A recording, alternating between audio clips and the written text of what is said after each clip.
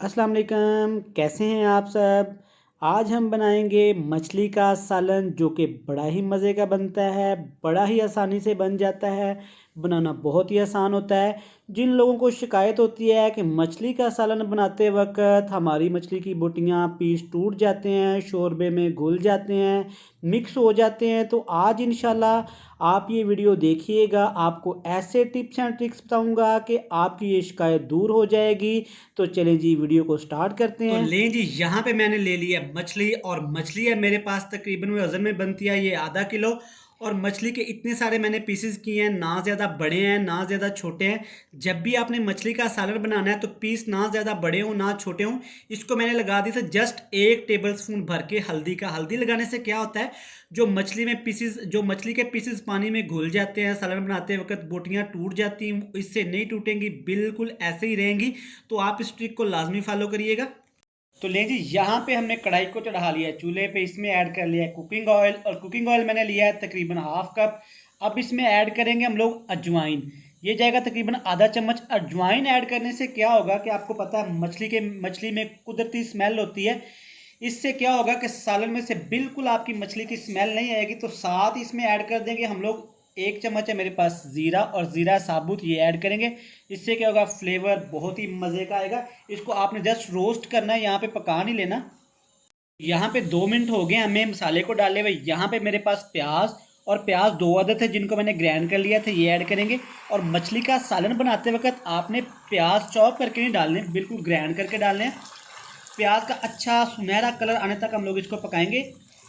जब तक हमारे प्याज ब्राउन हो रहे हैं तब तक ये मेरे पास 2 टमाटर हैं और 3 से 4 सब्ज मिर्ची, इनका हम लोग पेस्ट बना लेंगे, ग्राइंड कर लेंगे। तो लीजिए, प्याज हमारे अच्छे से ब्राउन हो गए हैं, पक गए हैं जितना हमें चाहिए। ये है मेरे पास अदरक और लहसुन का पेस्ट, ये तकरीबन 1 चम्मच है, ये ऐड करेंगे।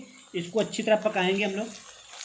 यहाँ पे अदरक और लहसुन का पेस्ट हमारा अच्छे से पक गया है, फ्राई हो गया है। यहाँ पे मेरे पास टमाटर और मिर्च का पेस्ट जो मैंने आपको दिखाया था, ग्राइंड कर लिया था, ये ऐड करेंगे।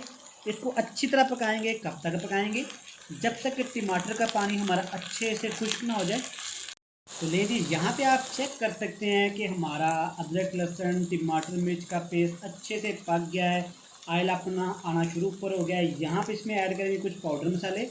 यहाँ पे जाएगी थोड़ी सी लाल मिर्च, और थोड़ी सी कुटी हुई लाल मिर्च जाएगी यहाँ पे। और साथ इसमें ऐड कर देंगे हम लोग थोड़ी सी काली मिर्च। ये दरदरी कुटी होनी चाहिए, फुल पाउडर नहीं आपने बना लेना। और साथ इसमें आप ऐड करेंगे थोड़ा सा चाट मसाला।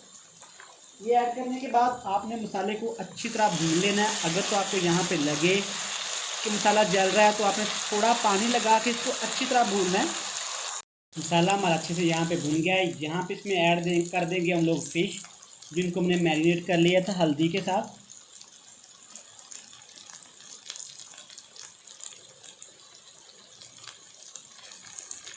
और मछली डालने के फ़ौरन बाद आपने इसको हिला नहीं देना। आपने ऐसा मछली डालने के बाद फ़ौरन आपने इसके ऊपर कवर लगा देना, बिल्कुल मिक्स किए बगैर। तकरीबन 1 से 2 मिनट आपने इसको देने हैं। यहाँ पे 2 मिनट के बाद कवर हटा के आपने फ़िश को बड़े प्यार के साथ मिक्स करना है।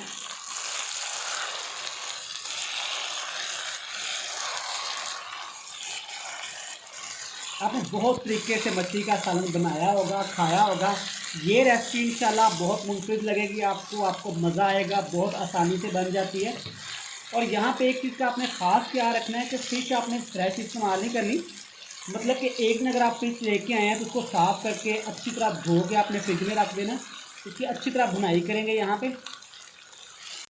हम इसमें ऐड करेंगे, मेरे पास तकरीबन 1 चम्मच कसूरी मेथी है, ये ऐड करेंगे। ये कसूरी मेथी इस रेसिपी में आपने भुनाई के वक्त ऐड करनी है। इससे खुशबू, टेस्ट, फ्लेवर सुभान अल्लाह बहुत बढ़ जाता है, बड़ा ही मज़े का हो जाता है। सर्दियों में ये रेसिपी अपनी रोज़मर्रा की खुराक में लाजमी इस्तेमाल किया करें, इसके बहुत बेनिफिट्स होते हैं, ये बहुत सेहत के लिए अच्छी होती है। आप इसमें ऐड करेंगे, मेरे पास सब्ज़ मिर्चियाँ 3 छोटे साइज़ की, ये ऐड कर देंगे। और साथ इसमें ऐड कर देंगे हम लोग नमक। नमक आप अपने टेस्ट के हिसाब से सेट कर सकते हैं, क्योंकि मछली को पहले नमक लगा होता है, तो इस ध्यान से ऐड करिएगा। हिला देंगे अच्छी तरह। अब इसको मज़ीद भूनेंगे। आपने एक चीज़ नोट की, आप देख सकते हैं कि फ़िश हमारी बिल्कुल भी नहीं टूटी। क्यों नहीं टूटी, कि हमने फ़िश को हल्दी लगा के 10 मिनट रख दिए थे, ये उसी का कमाल है। फिश हमारी अच्छे से भुन गई है, मतलब कि फ्राई हो गई। यहाँ पे इसमें ऐड करेंगे इसको मज़ीद टेस्टफुल बनाने के लिए कुछ धनिया पाउडर, ये जाएगा 1 चम्मच। यहाँ पे इसमें डाल देंगे ग्रेवी के लिए पानी। ये आपने शोरबे वाली रखनी है। मछली का सालन हमेशा शोरबे वाला अच्छा लगता है। जितनी आपको ग्रेवी पसंद हो आप उतना पानी ऐड कर दें। और पानी ऐड करने के बाद आपने इसको अच्छी तरह एक दफ़ा हिला देना है, बिल्कुल डरे बगैर। बिल्कुल आपने टेंशन नहीं लेनी कि मछली हमारी टूट जाएगी, नहीं टूटेगी। अच्छी तरह आपने इस पानी को पकाना है। कब तक पकाना है कि जब तक कि पानी का कच्चापन ख़त्म ना हो जाए, ग्रेवी हमारी गाढ़ी ना हो जाए। कवर लगा के इसको पकाएंगे हम लोग। यहाँ पे 5 से 7 मिनट हो गए, एक दफ़ा कवर हटा लेंगे, देख चेक कर लेंगे हम लोग।